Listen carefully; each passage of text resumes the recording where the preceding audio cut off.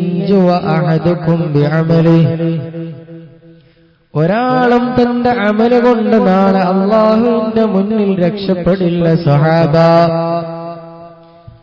ആ സമയത്താണ് സഹാബത്ത് റളിയല്ലാഹു അൻഹും ഹബീബ് സല്ലല്ലാഹു അലൈഹി വസല്ലമയോട് തിരിച്ചു ചോദിച്ചു, വലാ അൻത യാ റസൂലല്ലാഹ്,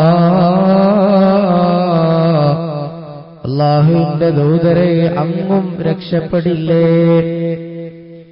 അമലുകളെ കൊണ്ട് ഒരാളും നാളെ പരലോകത്ത് അല്ലാഹുവിന്റെ മുന്നിൽ രക്ഷപ്പെടില്ല എന്ന് പറഞ്ഞപ്പോ സഹാബാക്കൾക്ക് ജിജ്ഞാസ വന്നതാണ്. അത്ഭുതം കൂറിയിട്ടവർ ചോദിച്ചു, ഹബീബേ, തങ്ങളും തങ്ങളുടെ അമലുകളെ കൊണ്ട് നാളെ രക്ഷപ്പെടില്ലേ?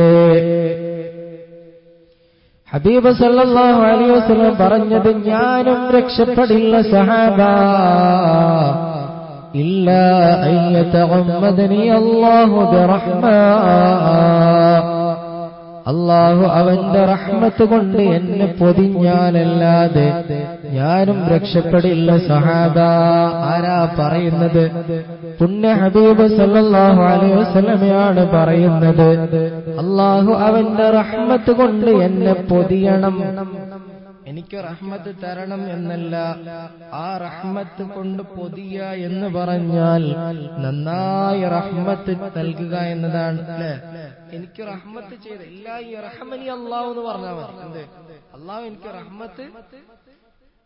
റഹ്മത്ത് ചെയ്തിട്ടില്ലെങ്കിൽ എന്ന് പറഞ്ഞു. പക്ഷെ അവിടുത്തെ ആ പദപ്രയോഗം നോക്കി, അയ്യതഗമ്മദനി അല്ലാഹ് എന്ന് പറഞ്ഞാൽ അല്ലാഹു റഹ്മത്ത് കൊണ്ട് പൊതിയ എന്നാണ്. പൊതിയ എന്ന് പറഞ്ഞാൽ എന്താ? നന്നായി ഉണ്ടാവണം, അല്ലേ? വളരെ കൂടുതൽ ഉണ്ടാവണം. ആ കോലത്തിൽ എന്നെ അല്ലാഹു റഹ്മത്ത് കൊണ്ട് പൊതിഞ്ഞാലല്ലാതെ ഞാനും രക്ഷപ്പെടാൻ പോകുന്നില്ല എന്ന് പറഞ്ഞിട്ട് ഹബീബ് സല്ലല്ലാഹു അലൈഹി വസല്ലം ബനൂ ഇസ്രായേലിൽ നടന്ന ഒരു കഥ പറയുകയാണ്. ബനൂ ഇസ്രായേൽ ജീവിച്ച ഒരാളുടെ കഥ പറയുന്നുണ്ട് ഹബീബ് സല്ലല്ലാഹു അലൈഹി വസല്ലം. 500 വർഷം അയാൾ ജീവിച്ചിട്ടുണ്ട്. 500 വർഷം അയാൾക്ക് അല്ലാഹു ആയുസ് കൊടുത്തു. 500 വർഷം ആയുസ് കൊടുത്തിട്ട് ആ 500 വർഷവും അയാൾ ചെയ്തത് അല്ലാഹുവിന് സുജൂദ് മാത്രമാണ്.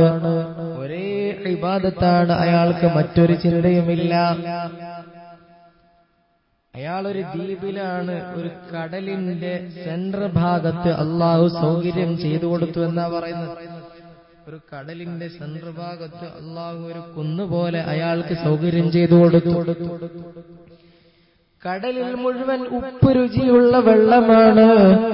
പക്ഷെ അയാളുടെ ഒരു കൈവിരൽ കുത്തുന്ന ആ ഒരു അളവ് അനുസരിച്ച് ആ ഒരു സ്ഥലത്ത് അല്ലാഹു ശുദ്ധജലം തയ്യാറാക്കി കൊടുത്തു.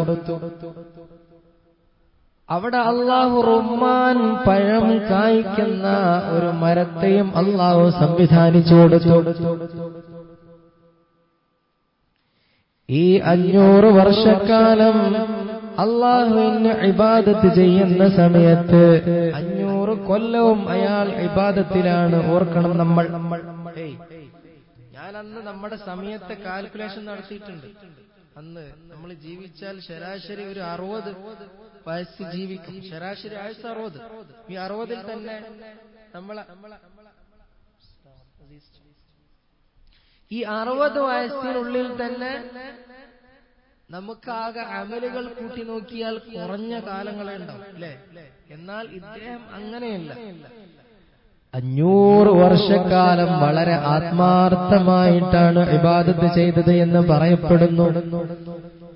ഇബാദത്തിന്റെ കാര്യത്തിൽ ഒരു തെറ്റുമില്ലാതെയാണ് അദ്ദേഹം ഇബാദത്ത് ചെയ്തിട്ടുള്ളത്.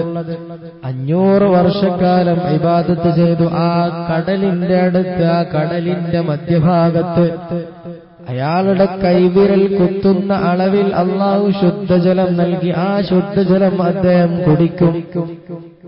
അദ്ദേഹത്തിന് വേണ്ടിയിട്ട് ഒരു റുമ്മാൻ പഴത്തിന്റെ വൃക്ഷത്തെ അല്ലാഹു തയ്യാറ് ചെയ്തു.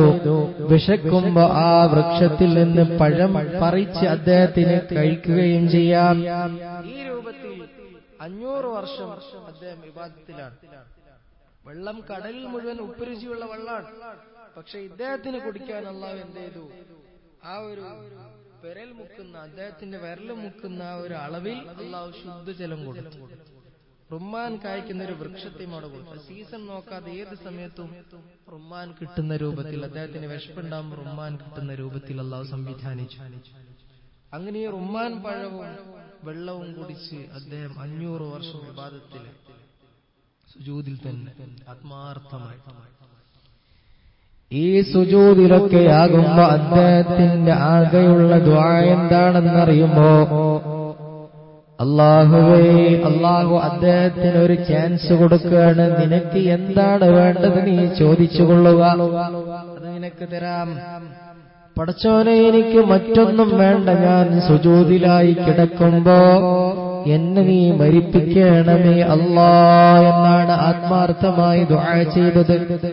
500 വർഷക്കാലം ഇഖ്ലാസോടെ അല്ലാഹുവിനെ ഇബാദത്ത് ചെയ്ത അദ്ദേഹം അല്ലാഹുവിനോട് ദുആ ചെയ്തത്, പടച്ചോനെ, എനിക്ക് മറ്റൊന്നും വേണ്ട, ഞാൻ മരിക്കുമ്പോ സുജൂദിലായിട്ട് ഞാൻ മരിക്കണമേ അല്ലാ എന്ന ദുആയാണ് അദ്ദേഹം അല്ലാഹുവിനോട് ദുആ ചെയ്തിട്ടുള്ളത്. അദ്ദേഹത്തിന്റെ ദുആ പോലെ തന്നെ 500 വർഷക്കാലം പൂർത്തിയായിട്ട് ആ മനുഷ്യനെ അല്ലാഹു മരിപ്പിച്ചത് സുജൂദിലായി കിടക്കുമ്പോഴാണ്. അങ്ങനെ തന്നെ അല്ലാഹു മരിപ്പിച്ചു, സുജൂദിൽ തന്നെ മരിപ്പിച്ചു, ദുആക്ക് ഉത്തരം നൽകി. അങ്ങനെ ഹബീബ് സല്ലല്ലാഹു അലൈഹി വസല്ലം സഹാബത്തിനോട് പറയുന്നു, നാളെ അദ്ദേഹം അല്ലാഹുവിന്റെ മുന്നിൽ വിചാരണയ്ക്ക് വേണ്ടി അദ്ദേഹത്തെ കൊണ്ടുവരും. ആ സമയത്ത് അല്ലാഹു പറയും, നീ എനിക്ക് വേണ്ടി നന്നായി ഇഖ്ലാസോടെ ഇബാദത്ത് ചെയ്ത മനുഷ്യനാണ്, നീ നല്ലൊരു മനുഷ്യനാണ്, അതുകൊണ്ട്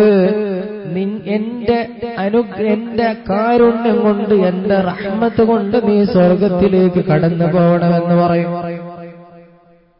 മലക്കുകളോട് പറയും, എന്റെ റഹ്മത്ത് കൊണ്ട് ഇയാളെ സ്വർഗത്തിൽ കടത്തിയേക്കൂ എന്ന് പറയും. അപ്പൊ ഇയാളിങ്ങനെ നമ്മളെപ്പോലത്തെ അവസ്ഥ, നമ്മള് ഇദ്ദേഹത്തിന്റെ 500 വർഷത്തെ ഇബാദത്തും അല്ലാഹു സ്വീകരിച്ചു എന്ന് അല്ലാഹു അവിടുന്ന് പറഞ്ഞു, എന്റെ 500 വർഷത്തെ ഇബാദത്ത് സ്വീകരിച്ചിട്ടുണ്ട്, നീ നല്ലൊരു മനുഷ്യനാണ് എന്നൊക്കെ പറഞ്ഞു. അപ്പൊ ഇദ്ദേഹത്തിന് ധൈര്യമല്ലോ, നീ ചോദിച്ചു വാങ്ങാലോ. അപ്പൊ ഇദ്ദേഹം പറഞ്ഞു, പടച്ചോനെ, നിന്റെ കാരുണ്യം കൊണ്ടൊന്നും ഇപ്പൊ അങ്ങനെ എനിക്ക് സ്വർഗത്തിൽ പോകണ്ട, ഈ 500 കൊല്ലം എത്ര കഷ്ടപ്പെട്ട് ഞാൻ ഇബാദത്ത് ചെയ്തിട്ടുണ്ട്, എന്റെ അമലുകളെ കൊണ്ട് എനിക്ക് സ്വർഗത്ത് പോയാൽ മതി, നിന്റെ റഹ്മത്ത് ഇവിടെ ആവശ്യമില്ല, ഇവിടെ എന്തിനാ നിന്റെ റഹ്മത്ത്? അപ്പൊ പടച്ചോൻ വീണ്ടും പറഞ്ഞു, വേണ്ട, നീ എന്റെ റഹ്മത്ത് കൊണ്ട് എന്റെ സ്വർഗത്ത് പോയിക്കും. അങ്ങനെ 3 തവണ ആവർത്തിച്ചു. ആ 3 തവണയും ഈ മനുഷ്യൻ പറഞ്ഞുകൊണ്ടേയിരിക്കുമെന്നാണ്, അല്ലാഹുവേ, നിന്റെ കാരുണ്യം കൊണ്ട് എനിക്ക് സ്വർഗത്തിൽ പോകേണ്ട, ഞാൻ 500 വർഷം നിനക്ക് വേണ്ടി സുജൂദ് ചെയ്തവനാണ്, മറ്റുള്ള സുഖ സൗകര്യങ്ങളൊക്കെ ഒഴിവാക്കിയിട്ട് നിന്നെ മാത്രം ചിന്തിച്ച് ജീവിച്ചവനാണ്, നീ എന്റെ അമലുകൾ സ്വീകരിച്ചല്ലോ, പിന്നെ എന്താണ് ഇവിടെ പ്രശ്നമുള്ളത്? നിന്റെ കാരുണ്യം ഇവിടെ എന്തിനാണ് ആവശ്യം? അല്ലാഹ്, നിനക്ക് വേണ്ടി ഞാൻ ചെയ്ത ഇബാദത്ത് കാരണമല്ലേ നീ എന്നെ സ്വർഗത്തിൽ കടത്തേണ്ടത് എന്ന് 3 തവണ ആവർത്തി പറയുമെന്നാണ്. ആ സമയത്ത് അല്ലാഹു മലക്കുകളോട് പറയും, മലായികത്തി, നിങ്ങൾ ചെയ്യേണ്ടതെന്താ?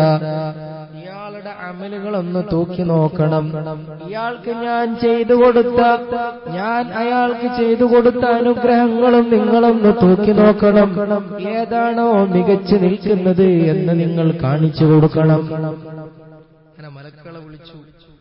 മലക്കുകളെ അമല് തൂക്കാൻ തുടങ്ങി. അല്ലാഹു ചെയ്തു കൊടുത്ത അനുഗ്രഹങ്ങളെയും തൂക്കാൻ തുടങ്ങി.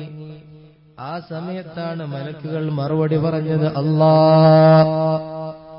ഇയാള് 500 വർഷക്കാലം വളരെ ഇഖ്ലാസോടുകൂടെ നീ സ്വീകരിക്കും വിധത്തിൽ 500 വർഷം നിനക്ക് വേണ്ടി ഇബാദത്ത് ചെയ്ത ഇബാദത്തുകളും നീ അയാൾക്ക് ചെയ്തു കൊടുത്ത അനുഗ്രഹം കൂടി ചേർത്തി നോക്കുമ്പോ അയാളുടെ ഒരു കണ്ണിന്റെ 4ൽ 1 ഭാഗത്തോട് പോലും കിടപിടിക്കുന്നില്ല. നീ അയാൾക്ക് കൊടുത്തിട്ടുള്ള ഒരു കണ്ണിന്റെ 1/4 ഭാഗത്തോടുപോലും അയാളുടെ ആത്മാർത്ഥമായ 500 വർഷത്തെ നിന്നെ മാത്രം ചിന്തിച്ച് ചെയ്തിട്ടുള്ള ഇബാദത്ത് കിടപിടിക്കുന്നില്ല അല്ലാഹ് എന്ന് മലക്കുകൾ മറുപടി പറയുമെന്നാണ്.